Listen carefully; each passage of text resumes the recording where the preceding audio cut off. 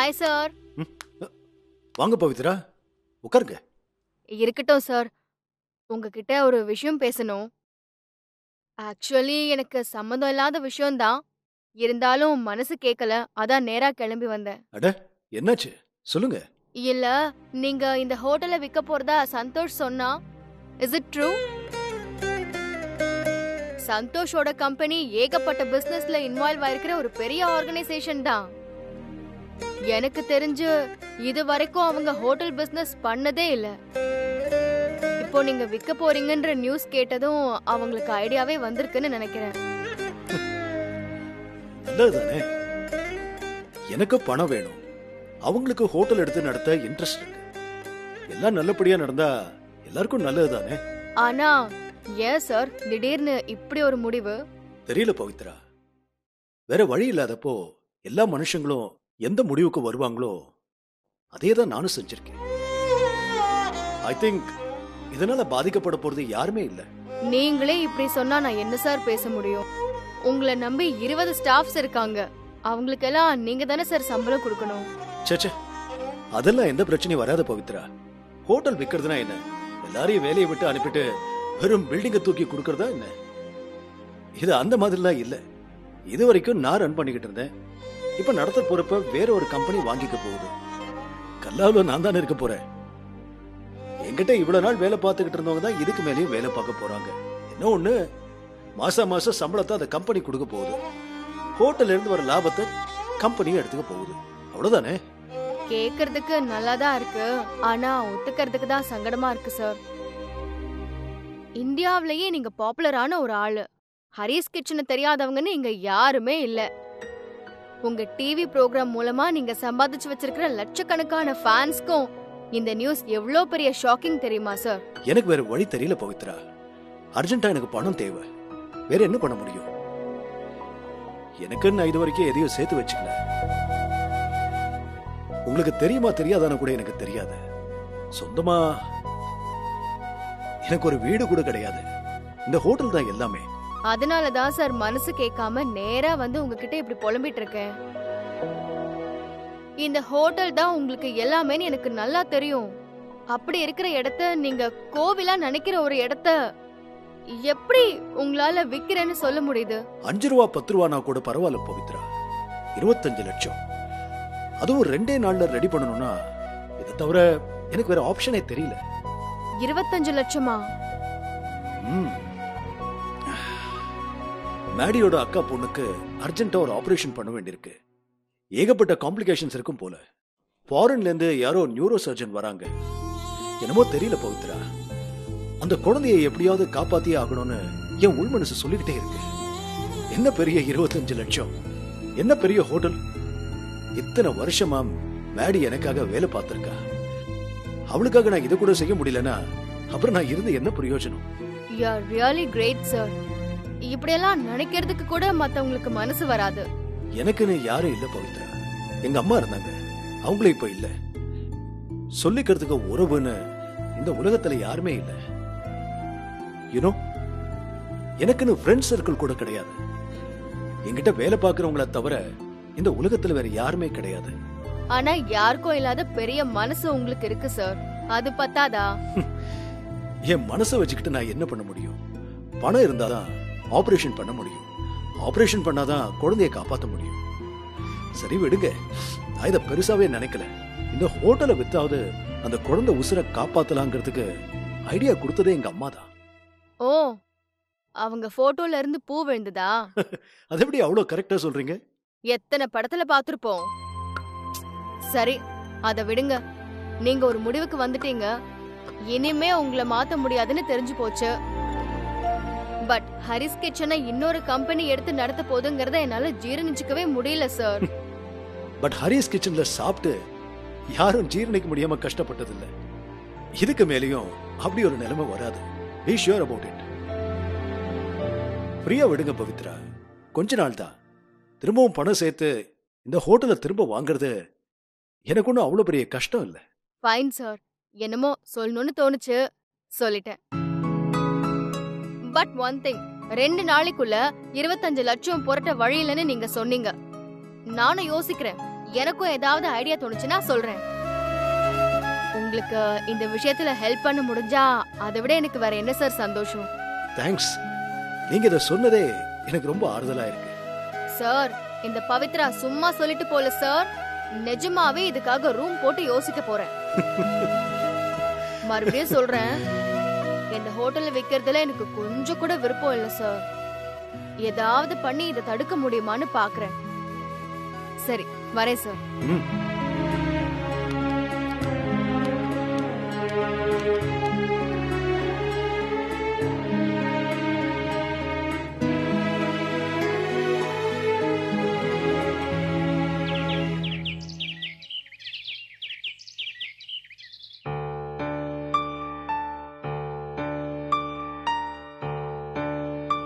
நீங்க இந்த ஹோட்டல்ல விற்க போறதா சந்தோஷ் சொன்னா?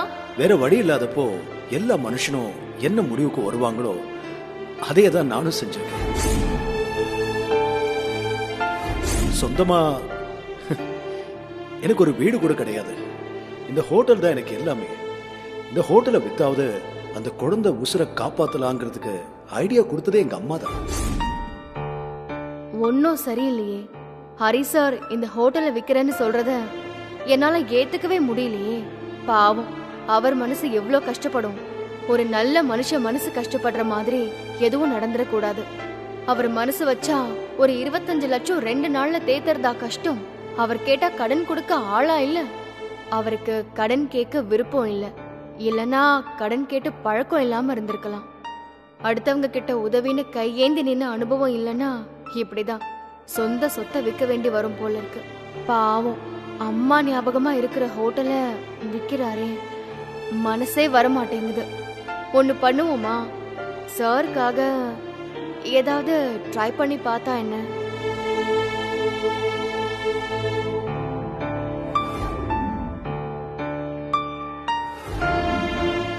எப்படி ட்ரை பண்ணலாம்? என்ன பண்றது? எங்க இருந்து ஆரம்பிக்கிறது? எதுவுமே புரியலையே. பவி, யோசி பவி, ஏதாவது ஒண்ணு செஞ்சுதானே ஆகணும். அந்த ஹோட்டல ஹரி சார் விற்க கூடாது. அதுதான் ரொம்ப முக்கியம்.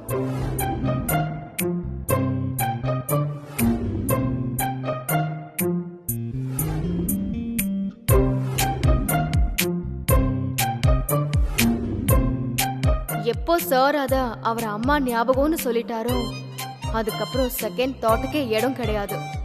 ஏதாவது பண்ணி ஆகணும். யோசிடி பவி.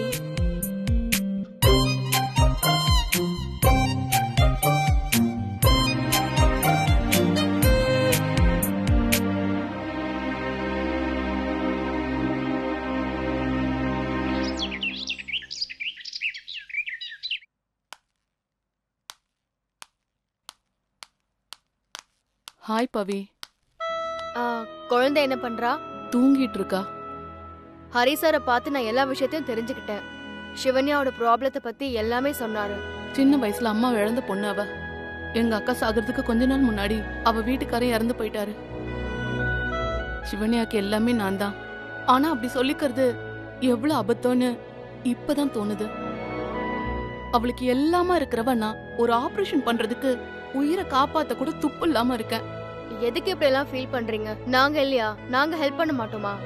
ஏதோ 1 ரூபாய் 2 ரூபானா பரவாயில்ல, 25 லட்சம் ரூபாய் செலவாகும்னு சொன்னாங்க. ஹரி சார் பாவம் ஹோட்டலை வித்து ஆபரேஷனுக்கு பணம் கொண்டு வர போறாரு. நான் எவ்வளவு பேசி பார்த்தோம் அவர் கேட்க மாட்டாரு. எனக்கு நல்லது செய்யறதா நினைக்கிறாரு. ஆனா ஹோட்டலை விக்கிறது என்னால ஏத்துக்கவே முடியல பவித்ரா. புரியுது மாடி, உங்களுக்கு இருக்கிற அதே ப்ராப்ளம் தான் எனக்கும். ஹரி சார் அவர் ஹோட்டல்ல விக்கிற விஷயம் எனக்கு சுத்தமா பிடிக்கல. பட் பிடிக்கலன்னு சும்மா சொல்றதுல என்ன இருக்கு? ஒரு ஆல்டர்னேட் ஐடியா யோசிச்சேன். ஆல்டர்னேட் ஐடியாவா? ஒரு சின்ன ஏற்பாடு பண்ணிருக்கேன், பாப்போம். என்ன பண்ணிருக்கீங்க பவித்ரா? என் கம்பெனி ஸ்டாஃப்ஸுக்குன்னு ஒரு வாட்ஸ்அப் குரூப் இருக்கு. அதே மாதிரி என் கூட படிச்ச காலேஜ் ஃப்ரெண்ட்ஸ்க்கெல்லாம் தனியா ஒரு வாட்ஸ்அப் குரூப் இருக்கு. இப்படி நான் சம்பந்தப்பட்ட எல்லா குரூப்லயும் ப்ராப்ளம் என்னன்னு சொல்லி ஒரு மெசேஜ் போட்டிருக்கேன். எதுக்கோ இருக்கட்டும்னு சோஷியல் மீடியாலயும் இதுக்கு ஹெல்ப் கேட்டு ஒரு போஸ்ட் போட்டிருக்கேன். நீங்க சொன்னா நம்ப மாட்டீங்க, நேத்து நைட்டு நான் இதை பண்ணதுக்கு எவ்வளவு ரெஸ்பான்ஸ் பாருங்களேன். மை காட், என்ன இது பவித்ரா? என்னால நம்பவே முடியல. ஒரு குழந்தைய காப்பாத்தணும்னு சொன்னா உதவி பண்றதுக்கு யாரும் யோசிக்க மாட்டாங்க மாடி. நம்ம இந்த குழந்தையும் காப்பாத்தணும், ஹரிசரோட ஹோட்டலையும் காப்பாத்தணும். நீங்க இன்னும் கொஞ்சம் கோஆபரேட் பண்ணீங்கன்னா இந்த ஹோட்டலையும் விக்காம ஆபரேஷனையும் நல்லபடியா நடத்தி முடிக்க ஒரு வழி கிடைக்கும்னு தோணுச்சு.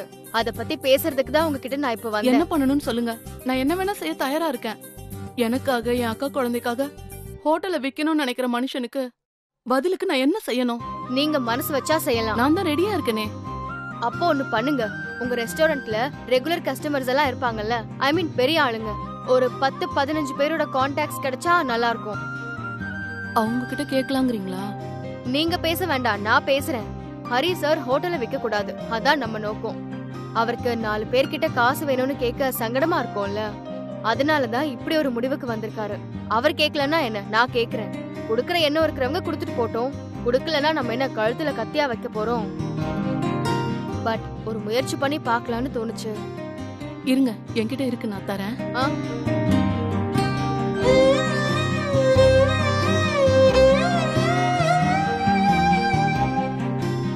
சூப்பர், இது போதும் மாடி. நான் இப்பவே இவங்களுக்கெல்லாம் ஃபோன் பண்றேன். ஹரிஸ் கிச்சன் இன்னொருத்தர் கைக்கு போகாம காப்பாத்த முடியுமான்னு கேக்குறேன். ஒத்துக்கிட்டு பணம் அனுப்புனாங்கன்னா சிவனையும் ஆபரேஷனையும் நல்லபடியா நடத்தி ஹோட்டலையும் காப்பாத்திட முடியும். ஆனா ஹரிசாருக்கு தெரிஞ்சா கோச்சுப்பாரோ? அத பத்தி அப்புறம் பாத்துக்கலாம். இங்க ப்ராப்ளம் என்னமோ அத சரி பண்ணுவோம்.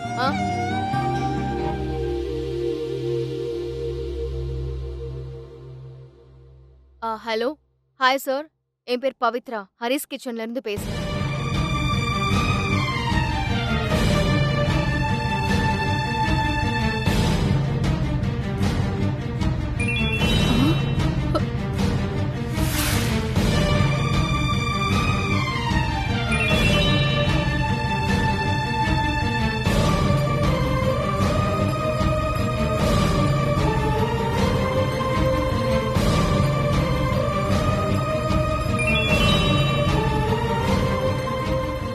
மேடி, எவ்வளவு வந்திருக்குன்னு கவுண்ட் பண்ணுங்க.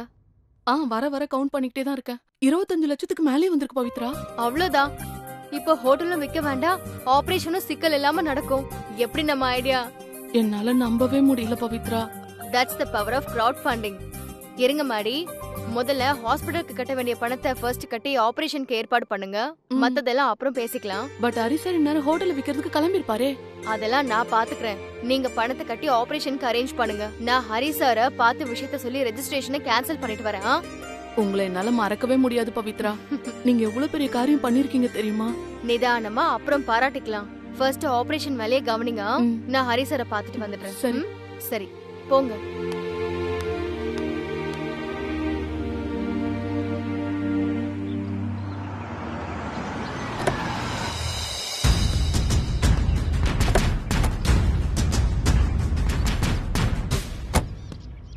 நம்ம நேரா ரெஜிஸ்டர் ஆஃபீஸ்க்கே போயிருக்கலாமே சந்தோஷ். பரவாயில்ல சார், நடக்க போறது ரொம்ப பெரிய டீலிங்.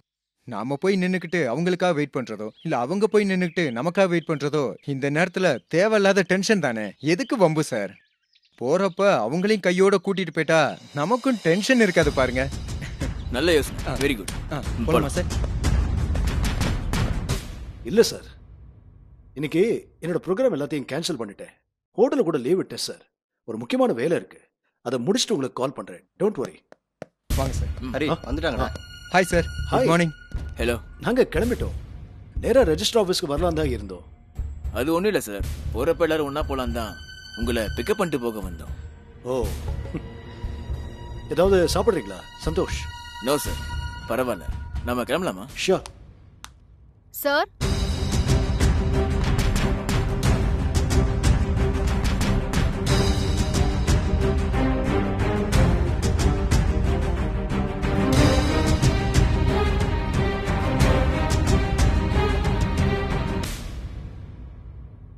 சார், உங்களுக்கு ஃபோன் பண்ண பிஸின்னு வந்தது. பவி, நீ என்னங்க? சாரி சந்தோஷ், நான் உன்னை இங்க எதிர்பார்க்கல. ஹரி சாரை பார்க்க தான் வந்தேன். என்ன விஷயம் பவித்ரா? போறப்போ எங்க போறீங்கன்னு கேட்க கூடாது. அஃப்கோர்ஸ் நீங்க எனக்கு ரெஜிஸ்ட்ரேஷனுக்கு கிளம்பிட்டு இருக்கீங்கன்னு நல்லாவே தெரியும் சார். அதனால நான் அப்படி கேட்க மாட்டேன். பட் போகாதீங்கன்னு சொல்ல தான் வந்தேன். பவி, உனக்கு இதுக்கு என்ன சம்பந்தம்? எதுக்கு தேவையில்லாம எங்க வேலையை கெடுக்கிற? சாரி சந்தோஷ், நீ டென்ஷன் ஆவேன்னு எனக்கு தெரியும். பட் வேற வழி இல்ல. ஹரி சார், நீங்க எதுக்காக இந்த ஹோட்டலை விக்கணும்னு நினைக்கிறீங்களோ இனிமே அதுக்கு அவசியமே இல்ல. பவித்ரா, நீங்க பேசுறது எனக்கு எதுவுமே புரியல. 10 மணிக்கு ரெஜிஸ்டர் ஆபீஸ்ல நாங்க சைன் பண்ணி ஆகணும். இப்போ கிளம்புனாதான் போய் சேர சரியா இருக்கும். அதத்தான் நானும் சொல்றேன் சார். நீங்க ரெஜிஸ்டர் ஆபீஸ்க்கு போக வேண்டிய அவசியம் இல்ல. மேடியோட அக்கா குழந்தை ஆபரேஷனுக்கு பணம் கிடைச்சிருச்சு.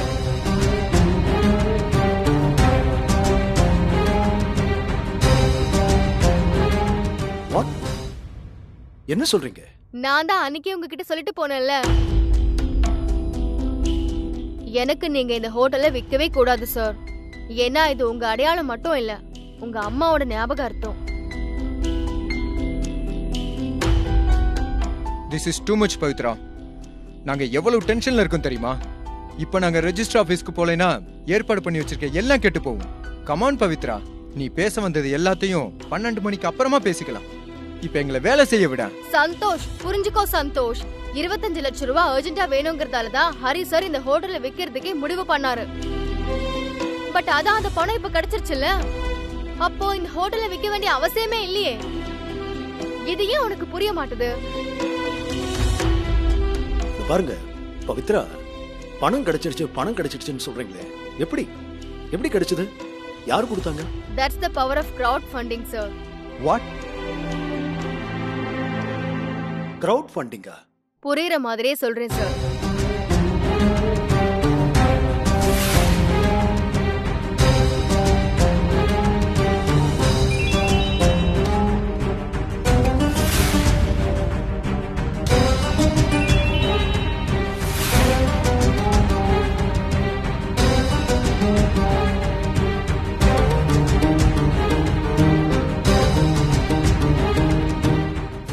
சார், அதே மாதிரி நான் செஞ்சு பார்த்தேன், ட்ரை பண்ண, எல்லாமே ஒர்க் அவுட் ஆயிடுச்சு sir. I can't believe this Pavi. எதுக்கெல்லாம் உனக்கு சம்பந்தம் இல்லாத விஷயத்துல நீ எதுக்கு தேவையில்லாம உள்ள வரன்னு தெரியல. என்கிட்ட ஒரு வார்த்தை இத பத்தி சொன்னியா நீ? சந்தோஷ், நம்ம சண்டே எல்லாம் வீட்ல வச்சுக்கலாம். இப்போ நான் இந்த விஷயத்தை ஹரி சார் கிட்ட சொல்லலனா அவர் பாட்டுக்கு ரெஜிஸ்ட்ரேஷன் ஆபீஸ்க்கு கிளம்பி ஹோட்டல்ல உங்க கம்பெனிக்கு எழுதி கொடுத்துருப்பாரு. அதை தடுக்கிறது தான் ஏன் நோக்கம். நினைச்சதா கரெக்டா செஞ்சிருக்கேன் சார். நீங்க என்ன சார் சொல்றீங்க? Pavithra, are you serious? சுத்தம். இவ்ளோ சொன்னதுக்கு அப்புறமா உங்களுக்கு நம்பிக்கை இல்லையா சார்? வேணா ஒண்ணு பண்ணுங்க, உங்க செக்ரட்டரி மேடிக்கு ஃபோன் பண்ணி என்ன நடந்துச்சுன்னு கேளுங்க.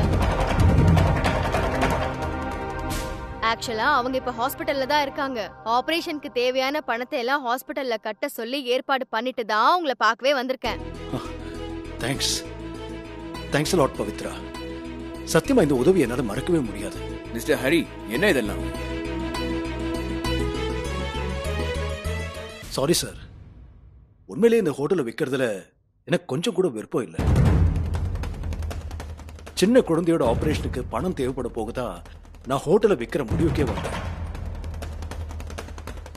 எந்த பர்பஸ்க்காக நான் ஹோட்டலை விற்கணும்னு நினைச்சேனோ அது இப்போ வேறொரு விதமா சால்வ் ஆயிருக்குன்னு பவித்ரா சொல்றாங்க. இதுக்கு மேல நான் ஹோட்டலை விற்க வேண்டிய அவசியம் இல்லை. ப்ளீஸ் என்ன தப்பா நினைக்காதீங்க. என்ன சார் பேசுறீங்க? ஒரு ப்ரொஃபஷனல் மாதிரி நடந்துக்கிறீங்க. உங்களுக்கு வேணும்னா விற்கிறேன்னு சொல்லுவீங்க, வேணும்னா கேன்சல் பண்ணுவீங்க. நீங்க என்ன சொன்னாலும் தள்ளியாட்டிட்டு போறதுக்கு எங்க என்ன கேன பசங்கன்னு நினைச்சீங்களா? ப்ளீஸ், தப்புதான் சார். நீங்க எவ்வளவு திட்டினாலும் வாங்கிக்கிறோம். பட் யூ நோ சம்திங், இது ஹோட்டல் இல்ல, செங்கலாலையும் மண்ணாலையும் கட்டின கட்டடமும் இல்ல. ஆக்சுவலா இது எங்க அம்மா சார்.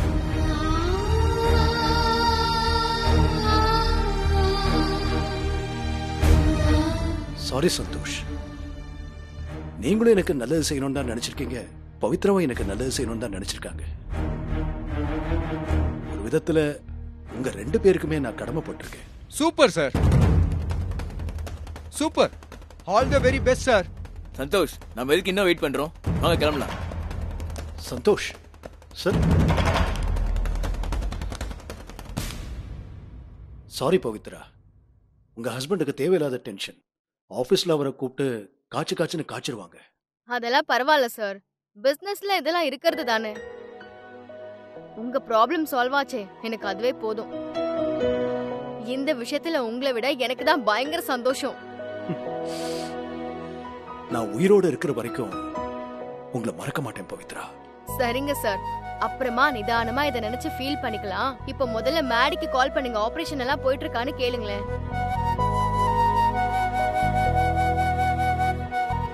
சார், ஸ்பீக்கர் போடுங்களேன், நானும் கேட்டுக்கிறேன்.